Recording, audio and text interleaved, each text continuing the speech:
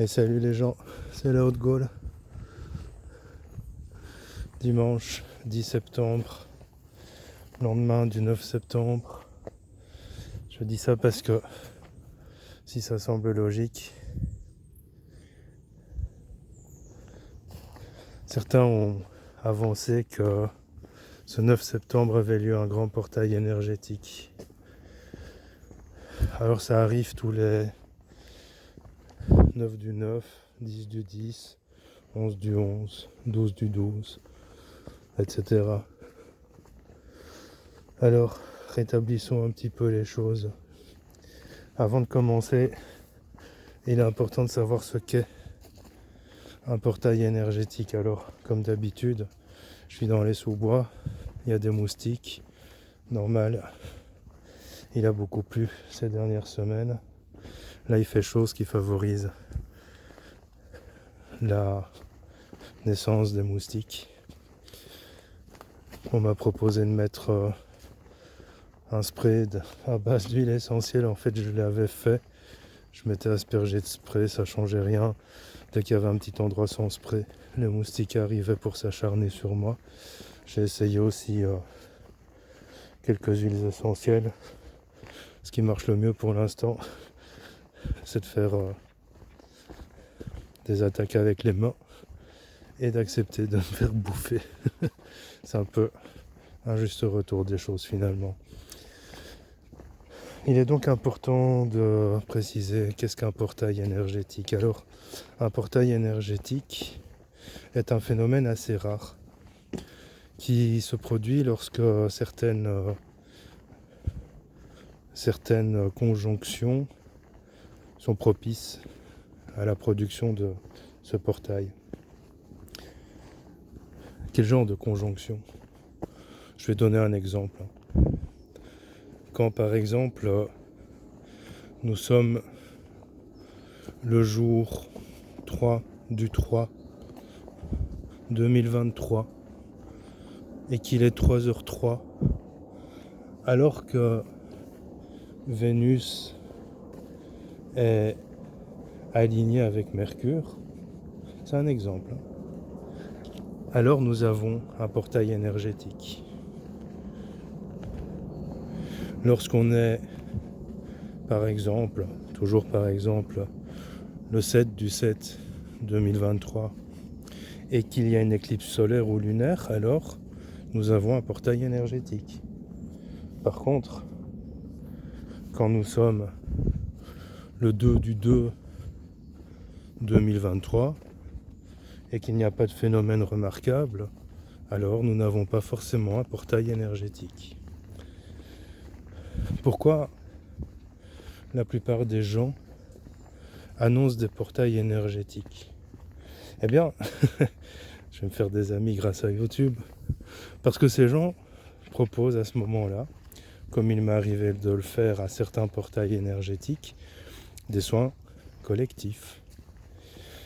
Hier, ce fut le grand portail du 9 du 9, et certains ont proposé un soin, une méditation, des chants autour d'un tambour ou ce genre de truc, pour 20 € par personne. Or, parce que tu vois bien que je veux en arriver quelque part, les portails énergétiques ont une spécificité.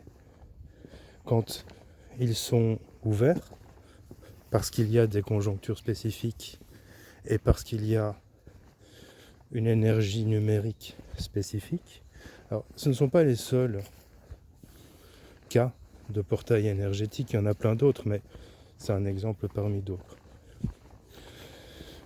L'énergie est beaucoup plus puissante. Et quand l'énergie est beaucoup plus puissante, les forces lumineuses autant que les forces de l'ombre se nourrissent de cette énergie. Ainsi, quand on fait un soin collectif lors d'un portail, certaines personnes fragiles émotionnellement pourraient subir les travers négatifs de ce soin.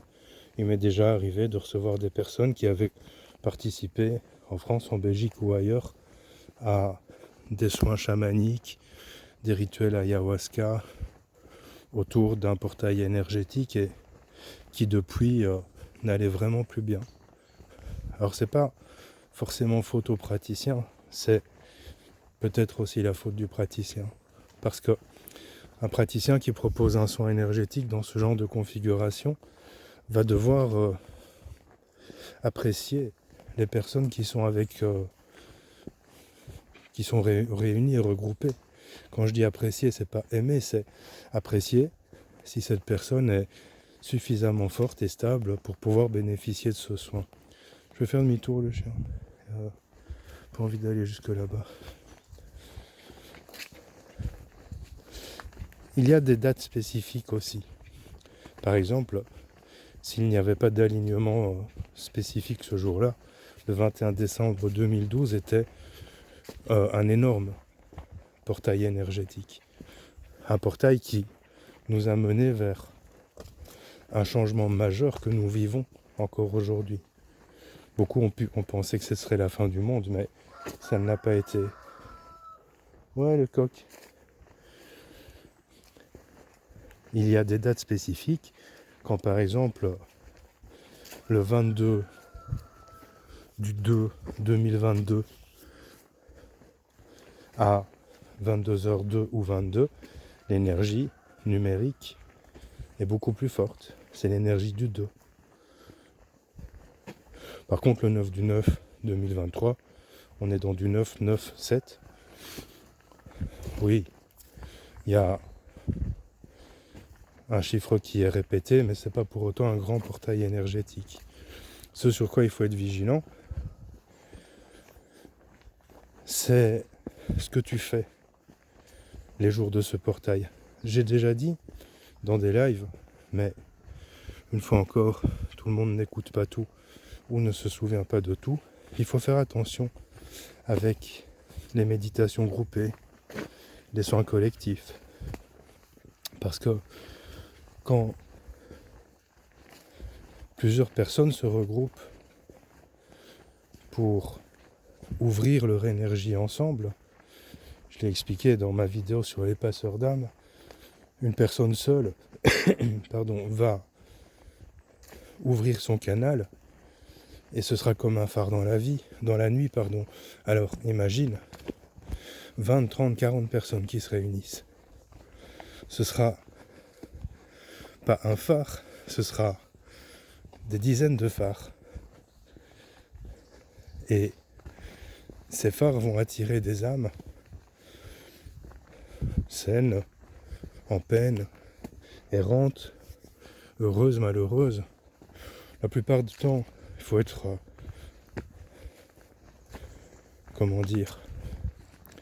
c'est dimanche matin, je cherche mes mots. La plupart du temps, il faut être un peu cohérent. C'est rarement les âmes heureuses qui viennent polluer. Les âmes heureuses, en général, elles terminent leur vie et la plupart du temps, elles partent et rejoignent la lumière. Et donc, c'est encore plus puissant les jours de portail énergétique, de vrais portails. Pourquoi ? Parce que quand il y a un portail qui démultiplie l'énergie et 40-50 personnes qui se réunissent, eh bien, au-delà du phare, ça va ouvrir des brèches dans le voile qui nous sépare de l'autre monde, des autres mondes. Il est dit que certaines entités hors de notre planète profitent de ces dates pour venir faire des petites visites. Alors, j'insiste, le 9 du 9 n'est pas un portail énergétique, comme ne l'est pas le 10 du 10, mais c'est un jour où l'énergie du 9 est décuplée, non, doublée. Alors pour savoir quoi faire ces jours-là, il faut savoir ce que signifie l'énergie du 9. C'est l'ermite dans le tarot, entre autres. Le 9 veut dire plein de choses. Là encore, il y a une dérive, il y a un danger parce que annoncer comme ça des portails alors qu'il n'y en a pas, je vais pas dire que ce soit très grave. Parce que fondamentalement, s'il n'y a pas de portail, les gens qui feraient des rituels ne risqueraient pas grand-chose. Par contre, lorsqu'il y a vraiment un portail, alors il peut être dangereux de regrouper, réunir des gens pour faire des rituels.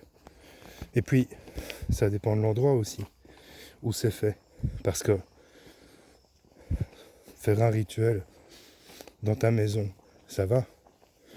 Faire un rituel dans un lieu qui a connu des conflits, des guerres, un lieu où, sans que tu ne le saches, des gens ont été enterrés, peut être dangereux. Peut être dangereux. C'est pas forcément dangereux. Les jours d'éclipse solaire, d'éclipse lunaire, il y a un portail. Après, il n'est pas forcément en corrélation avec la date. Normalement, chaque équinoxe est un portail qui est en corrélation avec l'énergie du moment. Donc il ne faut pas forcément attendre le 10 du 10 2010 pour avoir un portail. Tu comprends l'idée. Enfin bref, c'était une vidéo un peu moins longue que les précédentes pour remettre quelques pendules à l'heure. Si tu veux bénéficier de l'énergie d'un portail, alors déjà, quelle conjonction a lieu ce jour-là? Par exemple, quel alignement, quelle rétrogradation? Je ne suis pas astrologue, mais avoir quelques notions de ça est important. Ça permet de savoir dans quoi on est, dans quoi on se trouve et quelle influence ça a sur nous. Et donc, ça te permet de savoir si il est bon pour toi de bénéficier de cette énergie de portail ou pas.